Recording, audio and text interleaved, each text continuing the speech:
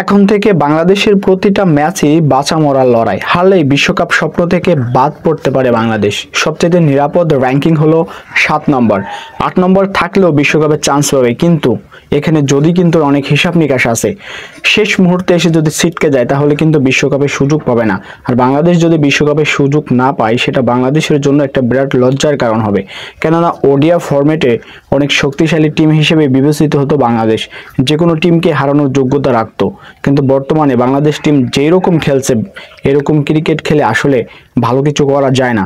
তারপর আজকে শ্রীলঙ্কার বিপক্ষে ফাইনাল ম্যাচ, আর এই ম্যাচে জিতলে বাংলাদেশ কিন্তু সিরিজ জিতবে।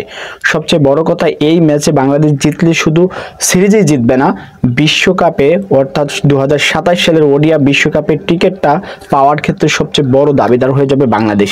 এখন বাংলাদেশের প্রতিদ্বন্দ্বিতা কিন্তু আর আয়ারল্যান্ড জিম্বাবুয়ের সাথে না, এবার বাংলাদেশের প্রতিযোগিতা হবে আফগানিস্তান এবং শ্রীলঙ্কার সাথে, ওয়েস্ট ইন্ডিজের সাথে। এই দলগুলো যে খারাপ তা কিন্তু বলা যাবে না, কেননা বাংলাদেশ টিমের যে ওভারঅল পারফরমেন্স, সেখান থেকে শ্রীলঙ্কা এবং আফগানিস্তান, ওয়েস্ট ইন্ডিজ যথেষ্ট পরিমাণে এগিয়ে আছে। তাই বাংলাদেশের ভালো কিছু করতে হলে অবশ্যই আজকের ম্যাচটা তো অবশ্যই জিততেই হবে।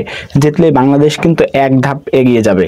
তো সেটাই দেখার বিষয়, শ্রীলঙ্কাকে আজকে হারিয়ে বাংলাদেশ ফাইনাল ম্যাচে জিততে পারে কিনা, সিরিজ জিততে পারে কিনা।